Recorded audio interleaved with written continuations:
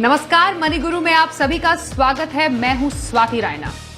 समय काफी बदल गया है, हमारे वित्तीय जो हालात हैं वो काफी बदल गए हैं, इसलिए इस बदलते समय में हमें अपनी फाइनेंशियल प्लानिंग को भी बदलना चाहिए। तो बदलते समय की बदलती प्लानिंग कैसी हो, कैसी फाइनेंशियल आदतें अब हमें अपनानी चाहिए, इस पर आज हम चर्चा करने जा रहे हैं मनी गुरु में। हमारे साथ आज हैं Pankaj Mathpal, MD Optima Money. Pankaj ji, आपका बहुत स्वागत है आज के हमारे शो में। Thank you Swati.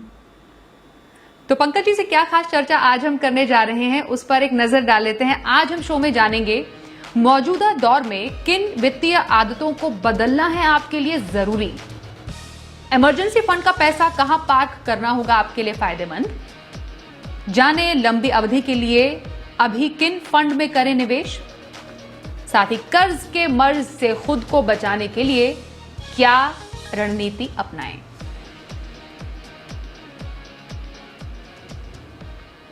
पंकज जी, सबसे पहले जब भी कोई ऐसी स्थिति आती है जिसका असर हमारे फाइनेंस पर पड़ता है, तो हमेशा यही बात याद आती है कि शायद कुछ पैसा रख लिया होता है इमरजेंसी के लिए। अब शायद इसकी जो सच्चाई है कई लोगों को समझ में आ रही होगी। अब ऐसे में इमरजेंसी के लिए कोई पैसा जुटाना या इमरजेंसी फंड वित्तीय स्थिति को मजबूत रखने के लिए कितना ज्यादा जरूरी है। बिल्कुल स्वाति, कंटिजेंसी या इमरजेंसी के लिए जो फंड की जरूरत होती है ये तो हमेशा से हम बोलते ही थे, लेकिन जो स्थिति अभी आई है इसमें और भी ज्यादा रियलाइज हुआ है कि कंटिजेंसी फंड की क्या इंपॉर्टेंस होती है। अब यहाँ पर दो बातें हैं।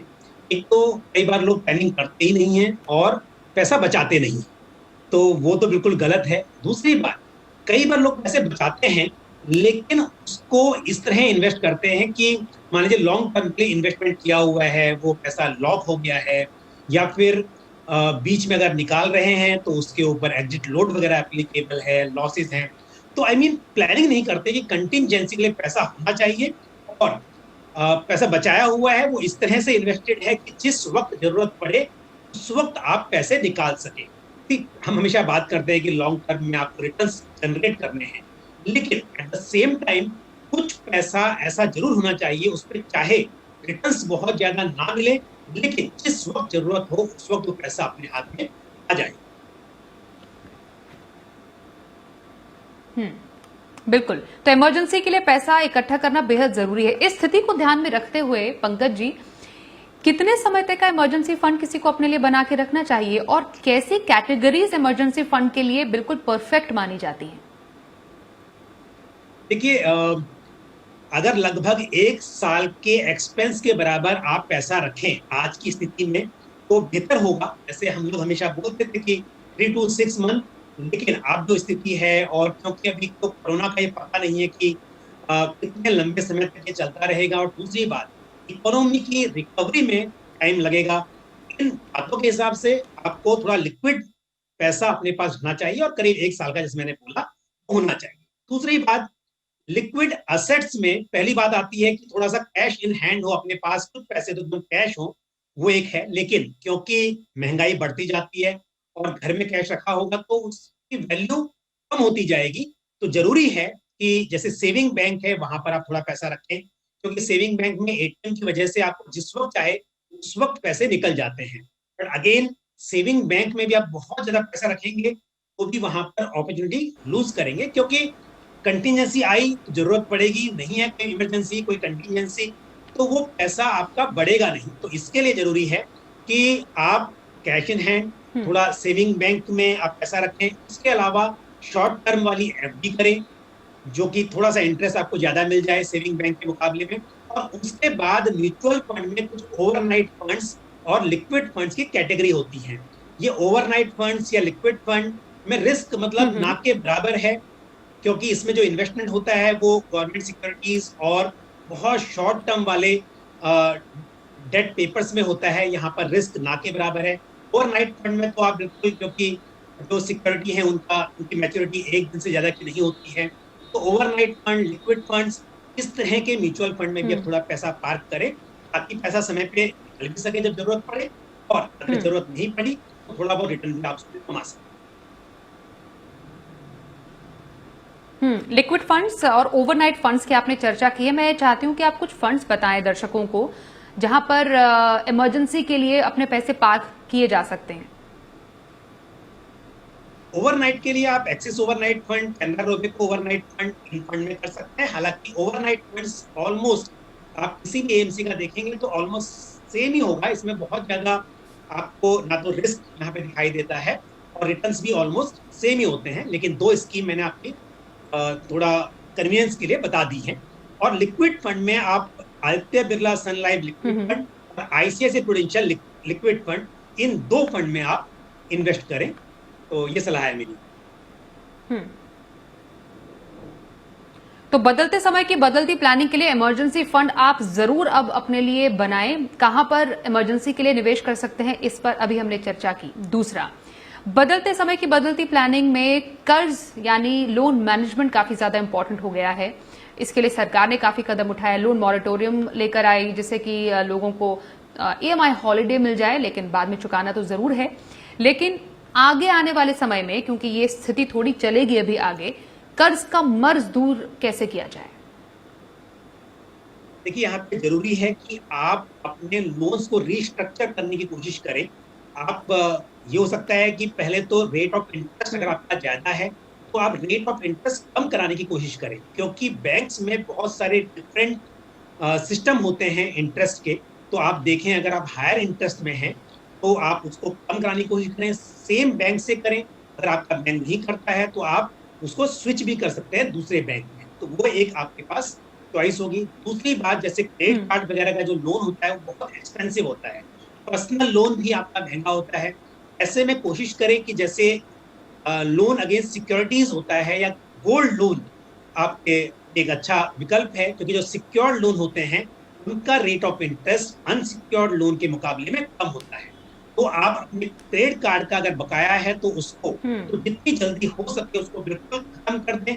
आप कोई भी loan against gold, loan against security, आप इंश्योरेंस पॉलिसी के अगेंस्ट में लोन लेके, आपके म्यूचुअल फंड के अगेंस्ट में लोन लेकर आप उस लोन को रीपे करें, तो ये आपके लिए बेहतर होगा।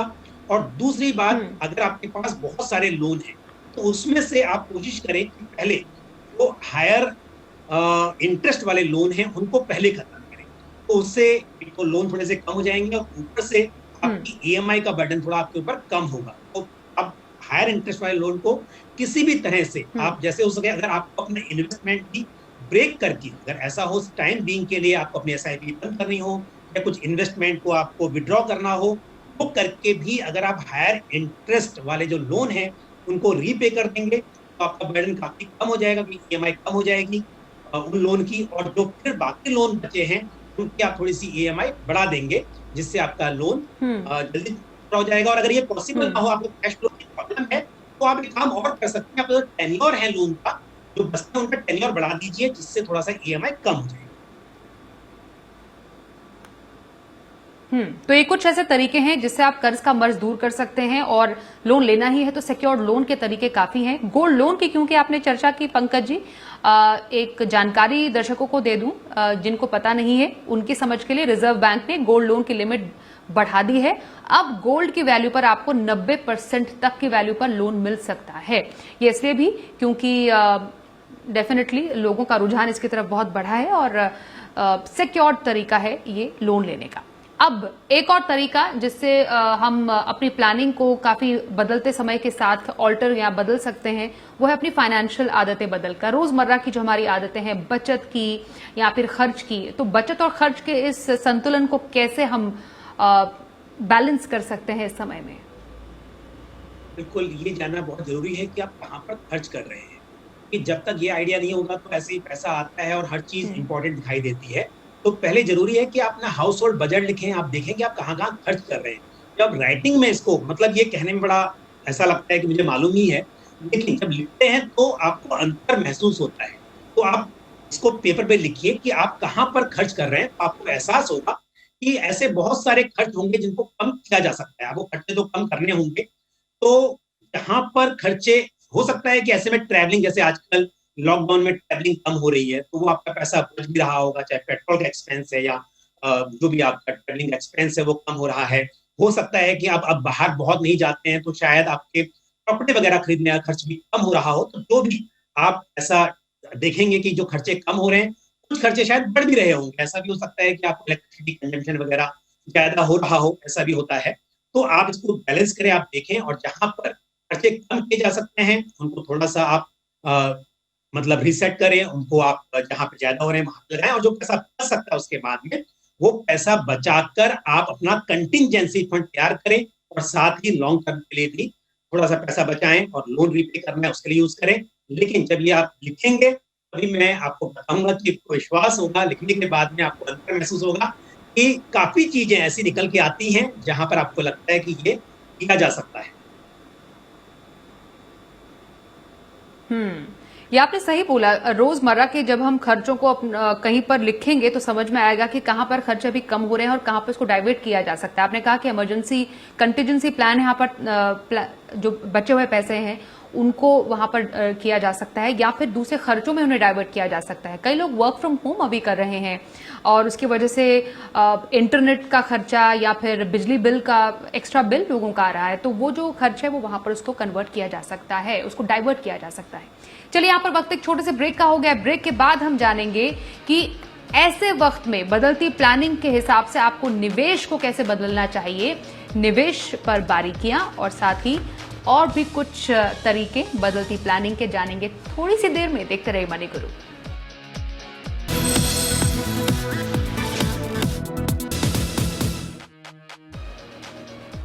बदलते समय की बदलती प्लानिंग कैसी हो, आज हम यही जान रहे हैं मनी गुरु में। हमारे साथ है पंकज मठपाल। पंकज जी, अब हम आपसे जानना चाहते हैं कि इस संकट के माहौल में लोगों ने अपने निवेश को रोक दिया, म्यूचुअल फंड के एसआईपीज रोक दी। हम समझ सकते हैं कि पैसे की तंगी में एसआईपी को फिलहाल लोग नहीं भर रहे हैं क्योंकि बाकी जरूरतों के लिए पैसे की जरूरत है, लेकिन निवेश जारी रखना इस समय कितना जरूरी है? तो देखिए, जरूरी तो है बिल्कुल, लेकिन आपको अपनी प्रेजेंट पोजीशन भी देखनी बहुत जरूरी है। अगर प्रेजेंट सिचुएशन में आपके पास कैश फ्लो की तंगी है तो डेफिनेटली ऐसे में थोड़े टाइम के लिए इन्वेस्टमेंट को रोकना कुछ गलत नहीं है। और दूसरी बात, या अगर आपके पास बहुत लोन है, आपको ईएमआई भरने में दिक्कत हो रही है, तो इन्वेस्टमेंट रोककर अपनी ईएमआई को कंटिन्यू करना वो भी ठीक है।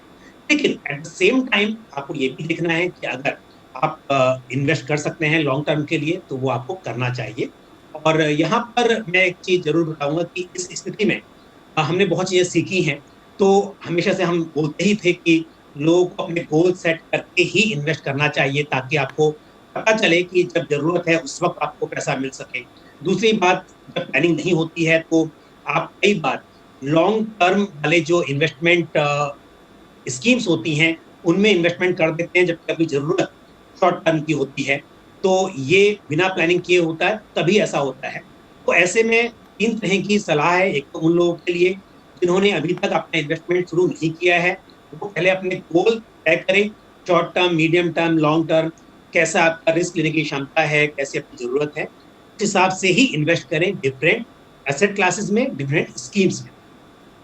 दूसरी बात, वो निवेशक जिन्होंने पहले ऐसे ही इन्वेस्ट कर दिया था, अब भी कोई बात नहीं, जो हो गया पास्ट में, अब आप अपने पोर्टफोलियो को दोबारा से रिव्यू करें और उनको गोल के साथ अलाइन करें। क्योंकि ये बड़ी गलती होती है कि पैसा होता है, पर कई बार आप देखेंगे अपना पैसा 6% पे लॉक हो गया है और हमें 12% पे लोन लेना पड़ रहा है, तो फिर क्या फायदा ऐसे इन्वेस्टमेंट का? इसलिए जरूरी है कि प्लानिंग करके इन्वेस्टमेंट किया जाए। तो जिन लोगों ने ऐसे बिना प्लानिंग के किया था, उनकी सलाह है कि वो दोबारा से इसको देखें और उस हिसाब से इन्वेस्टमेंट करें। और थर्ड थिंग, ऐसे लोगों को है जिन्होंने प्लानिंग तो की थी, लेकिन इस स्थिति में बहुत सारी चीजें बदल गई हैं, तो आप उस हिसाब से अगेन अपने गोल के हिसाब से डिफरेंट एसेट क्लास में डाइवर्सिफिकेशन जो होता है उसको ध्यान दें। कई बार ओवर डाइवर्सिफिकेशन हो सकता है, आपने बराबर से इन्वेस्टमेंट नहीं किया है, तो वो भी आपको देखना जरूरी है कि अगर आपने पहले प्लानिंग की थी, वो प्लानिंग इस बीच में, क्योंकि जब आप पहले प्लान कर रहे थे आपके मन में ये था कि फिक्स सैलरी आपको आ रही है या फिक्स इनकम आ रही है, अगर 5 महीने से आपकी इनकम कम हो गई है, या जो छोटे बिजनेसमैन थे उनकी इनकम तो ऑलमोस्ट जीरो हो गई है पिछले 4-5 महीनों में, तो तो आपको बहुत जरूरत है अपने फाइनेंशियल प्लान को एक बार से रिवाइज करने की। तो ये सलाह होगी कि आपने गोल सेट करें, उसके हिसाब से आप इन्वेस्ट करें। इस समय में जैसे कई दर्शक हमसे पूछते हैं कि इस समय में क्यों जो फाइनेंशियल प्लानर्स हैं या हम शो में कहते हैं कि ये निवेश करने का सही समय है जब बाजार में इतनी उथल पुथल मची हुई है, गिरावट हम बाजार में काफी ज्यादा देखते हैं, तो बाजार की गिरावट में निवेश करने का फायदा क्या होता है? बिल्कुल, देखिए कोई भी चीज अगर सस्ती है उस वक्त आप खरीदेंगे, तो जब प्राइस बढ़ेगा तो आपको उसका फायदा होगा। आप आज देख लीजिए सोने के प्राइस कहाँ पहुंच गए हैं। जब ये सोना सस्ता था तब कोई खरीद नहीं रहा था, बट जिन्होंने खरीदा है उन्हें कितना फायदा हो गया। तो वही होता है, कोई भी असेट हो, चाहे वो गोल्ड हो, सिल्वर हो या फिर आपका शेयर मार्केट हो। तो शेयर मार्केट में अगर आप देख लें कि शेयर के प्राइस कम है और उस वक्त बाय करेंगे तो फायदा ज्यादा होगा। लेकिन पर्टिकुलरली शेयर बाजार के बारे में बोलूंगा कि शेयर मार्केट बहुत सस्ता नहीं रह गया है। शेयर मार्केट काफी ऊपर चला गया है और ऐसे में आपको स्टैगर्ड मैनर में इन्वेस्ट करना चाहिए। अगर आपके पास पैसा है तो भी आप लमसम ना करके उसको एसआईपी या एसटीपी के जरिए ही करें। थोड़ा पहले क्या होता तो डेफिनेटली मैं बोलता कि आपके लिए एक लमसम करने के लिए अच्छा अपॉर्चुनिटी थी, बट अब क्योंकि शेयर मार्केट काफी ऊपर चला गया है, ऐसे में अगर आप इक्विटी म्यूचुअल फंड में इन्वेस्टमेंट कर रहे हैं तो एसआईपी या एसटीपी के जरिए निवेश करना ही आपके लिए बेहतर होगा। और एक चीज और ध्यान दें, आप सिर्फ पास रिटर्न देखकर, बिकॉज मैं देख रहा हूं कि बहुत सारे बैंक्स या आरएम्स आपको पिछले 3 महीने के रिटर्न दिखा रहे हैं, क्योंकि 3 महीने में मार्केट बहुत ऊपर गया है। बट अभी भी आप देखें तो लॉन्ग टर्म की परफॉर्मेंस देखिए, लॉन्ग टर्म की अपॉर्चुनिटी देखिए। शॉर्ट टर्म में क्योंकि मार्च से लेकर और अगस्त तक इक्विटी मार्केट काफी ऊपर चला गया, तो आप शॉर्ट टर्म के हिसाब से डिसीजन मत लीजिए। आपने क्योंकि यहाँ पर एसटीपी का जिक्र किया है कि एसटीपी यानी सिस्टमैटिक ट्रांसफर प्लान इस वक्त एक बेहतरीन जरिया है इन्वेस्ट करने का, जब हम बाजार में काफी ज्यादा उथल पुथल देख रहे हैं। एसटीपी का तरीका क्या होता है पंकज जी, ये जरा दर्शकों को समझाएं, और एसआईपी से कैसे डिफरेंट है ये? बिल्कुल स्वाति, एसआईपी और एसटीपी का प्रिंसिपल सेम है कि आपको जो इन्वेस्टमेंट करना है वो एक साथ नहीं करके स्टैगर्ड मैनर में करना है, धीरे धीरे करके इंस्टॉलमेंट में करना है। लेकिन जो एसआईपी होती है उसमें आपके बैंक अकाउंट से पैसा इन्वेस्ट होता है रेगुलरली। अब अगर आप सैलरी के हिसाब से कर रहे हैं कि हर महीने सैलरी आएगी और उसमें से कुछ परसेंटेज आप रेगुलरली इन्वेस्ट करते रहेंगे, तो एसआईपी आपके लिए अच्छा जरिया है।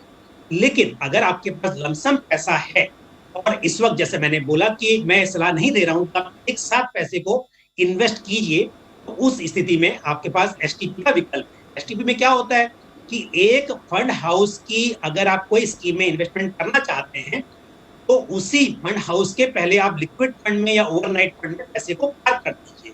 उदाहरण के तौर पर अगर आपको ICICI prudential blue chip fund में करना है तो पहले आप आईसीआईसीआई प्रूडेंशियल लिक्विड फंड या आईसीआईसीआई प्रूडेंशियल ओवरनाइट फंड में अपने पैसे को पार्क कर दीजिए। तो वहां पर क्या होगा, जो पैसा आपका पार्क है उसके ऊपर थोड़े बहुत रिटर्न्स आपको जरूर आएंगे।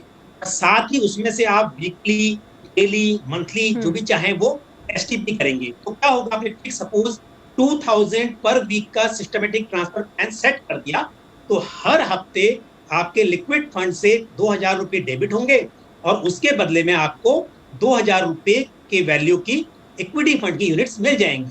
तो एसआईपी की तरह ही आपका इक्विटी में इन्वेस्टमेंट होता रहेगा, लेकिन ये पैसा आपके बैंक अकाउंट से कटने की बजाय जो लिक्विड फंड या ओवरनाइट फंड में आपने पैसे पार्क किए थे वहां से पैसे ट्रांसफर होंगे। तो इससे आपको एक तो रिस्क कम हो जाएगा, लॉन्ग टर्म में रुपी कॉस्ट एवरेजिंग का फायदा मिलेगा, जो कॉस्ट एवरेज हो जाएगी, और उतार चढ़ाव में आपको नुकसान होने का खतरा घट जाएगा। और लंबे निवेश के इस अवधि को या फिर इस रणनीति को आगे बढ़ाते रहने के लिए कौन से फंड्स आप रेकमेंड करेंगे पंकज जी? बिल्कुल, आप अगर लॉन्ग टर्म के इन्वेस्टमेंट कर रहे हैं तो वहां पर आपके पास डाइवर्सिफाइड इक्विटी फंड होना चाहिए। लार्ज कैप में ICICI prudential blue chip fund, जिसका मैंने जिक्र भी किया, वो कंसिडर कर सकते हैं। मल्टी कैप में कैनरा रोबेको इक्विटी डाइवर्सिफाइड एक अच्छा मल्टी कैप फंड है, उसका कीजिए। दूसरा मेरे फोकस इक्विटी फंड, ये भी एक कॉन्सेंट्रेटेड मल्टी कैप फंड है, इसको आप पोर्टफोलियो में शामिल कीजिए। और मिड कैप में मैं आपको एक्सेस मिड कैप फंड लेने की सलाह दूंगा। ओके, तो ये कुछ ऐसे फंड्स हैं जो कि पंकज जी रेकमेंड कर रहे हैं जो आपका लंबी निवेश की अवधि है उसके लिए। अब बहुत इंपॉर्टेंट एस्पेक्ट है ये, फाइनेंशियल से ज्यादा इमोशनल एस्पेक्ट है जिसकी हम बात करने जा रहे हैं। हमने देखा कि इस कोरोना के टाइम पर कई लोगों ने मदद के हाथ बढ़ाए। हमने देखा कि कई लोग काफी मुश्किल स्थिति से गुजरे हैं, अभी भी गुजर रहे हैं। तो ऐसे लोगों की मदद करने के लिए कोई भी व्यक्ति जो इस वक्त हमें देख भी रहे हैं, वो क्या कदम उठा सकते हैं? बिल्कुल स्वाति, इंग्लिश में कहावत है कि what you give must back to you. So मेरा ये मानना है कि ऐसी स्थिति में डेफिनेटली उन ऐसे लोगों की जो अंडर प्रिविलेज हैं या जिनको इस स्थिति में बहुत नुकसान हुआ है, उनकी मदद के लिए बिल्कुल सभी को हाथ बढ़ाना चाहिए। छोटे दुकानदार हैं मान लीजिए, तो उनसे आप थोड़ी खरीदारी करेंगे तो उनकी बिजनेस चल पाएगा। इसके अलावा बहुत सारे ऐसे छोटे बिजनेस होंगे जिनकी शायद आपको जरूरत ना हो। आप सोचे, मैं उदाहरण के तौर पर बताता हूँ, मान लीजिए कोई ओल्ड आपके पास बैग है, पुराने आपके पास में शूज हैं और उनको रिपेयर कराने की आपको बहुत ज्यादा जरूरत नहीं भी है, बट अगर आप उनको रिपेयर करवा लेंगे इस वक्त पर, ये सोच के कि फ्यूचर में काम आएंगे, तो बेचारा जो छोटा दुकानदार है, छोटे इस तरह के लोग हैं, उनको बहुत मदद हो जाएगी। तो इस वक्त पर ये देखना बहुत जरूरी है कि आपको जितनी चीजों की जरूरत है उससे ज्यादा जो छोटे व्यापारी बिजनेस बहुत दिनों से बंद पड़े हुए थे, आप वो शुरुआत कर रहे हैं, अगर वो काम दे देंगे, चाहे आप एक कारपेंटर काम है, प्लम्बर है, आपके यहाँ पे हो सकता है कि वो आप बोले कि 2-3 महीने और चल सकता है इसके बिना, बट तो शायद वो बेचारा उसके लिए प्रॉब्लम हो जाएगी। तो इस वक्त पर अगर आप ऐसे लोगों की मदद करेंगे तो वो आपके लिए बहुत, उनके लिए बहुत मदद हेल्पफुल होगा और साथ ही ये आपके लिए काम आएगा। तो ना सिर्फ आप अपने पैसों से जुड़े जो आदतें हैं वो बदलें, लेकिन कुछ ऐसी भी आदतें हैं जो हमें अपनी जिंदगी में शुमार करनी पड़ेगी, वो है दूसरों की मदद करने की। यही एक ऐसा समय है जब हम एक दूसरे के सामने हाथ बढ़ाकर एक दूसरे की मदद कर सकते हैं, एक दूसरे के साथ आगे बढ़कर इस समय से पार पा सकते हैं। बहुत शुक्रिया पंकज जी हमारे साथ आज के इस शो में शामिल होने के लिए। तो बदलते समय की बदलती प्लानिंग क्या होनी चाहिए, आज हमने यही चर्चा की अपने इस शो में। तो आज के लिए बस इतना ही। वक्त एक छोटे से ब्रेक का हो गया है, खबरों का सिलसिला जारी रहेगा, देखते रहिए जी।